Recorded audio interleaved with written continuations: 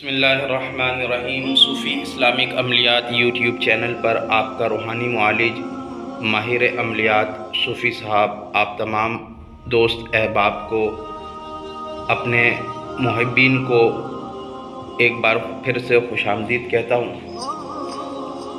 और अल्लाह पाक की बारगाह में दुआ करता हूँ कि आप दुनिया के जिस भी कोने से, जिस भी खत्ते से मेरा ये वीडियो देख रहे हैं, अल्लाह पाक आप तमाम पर अपनी रहमत बरकत का नुज़ूल अता फ़रमाए, आपको हर तरह की आफत और बलाओं से महफूज अता फ़रमाए।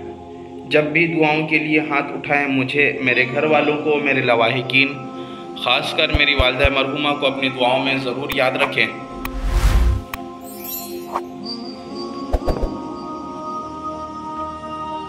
आज का जो अमल लेकर मैं आपकी बारगाह में हाजिर हुआ हूँ वो कर्ज़ की अदायगी का अमल है।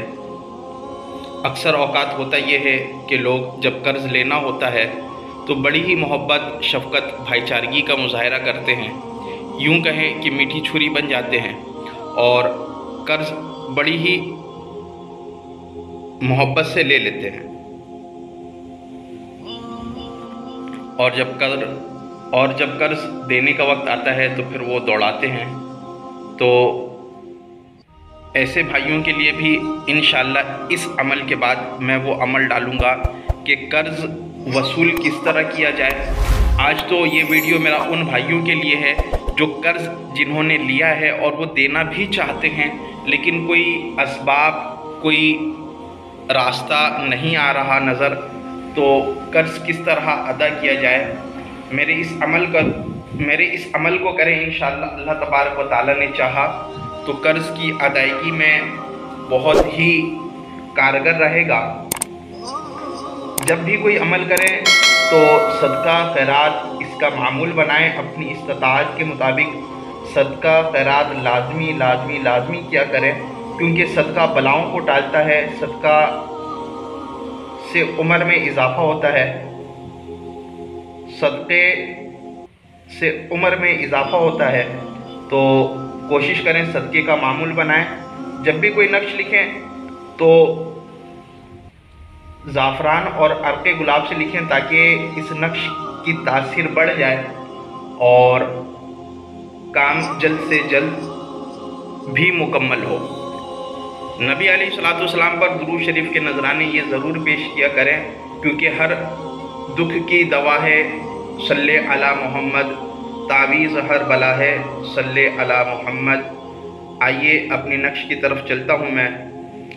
इस नक्श को लिखने के लिए सबसे पहले आप बिस्मिल्लाहिर्रहमानिर्रहीम ये तहरीर करें और 50, 51, 52, 53, 54, 55, 56, 57, 58, 59, 60, 61, 62 नहीं बल्कि ये 63 होगा। यहाँ पर एक कसर करेंगे। 61 के बाद 62 के बजाय 63 लिखेंगे, कसर करेंगे। 64, 65, 66। उसके बाद इस तरफ लिखना है अल्लाहुस समद, नीचे लिखना है अल्लाहुस समद, इस तरफ भी लिखना है अल्लाहुस समद। गोया ये अमल अल्लाहुस समद का अमल है और इस नक्श को आपको लिखकर अपने पास रखना है। उसके बाद सूरह इखलास की आयत अल्लाहुस समद 241 मरतबा, अल्लाहुस समद 241 मरतबा इसको पढ़कर अव्वल आखिरी 11 दफ़ा दुरूद शरीफ पढ़कर इस तावीज़ पर, इस नक्श पर दम करें। फिर इस नक्श को अपने सीधे बाजू पर बांध लें और नमाज फजर और नमाज मगरिब के बाद 100 मरतबा अल्लाहुस समद पढ़ते रहें। 40 दिन तक ये अमल करें।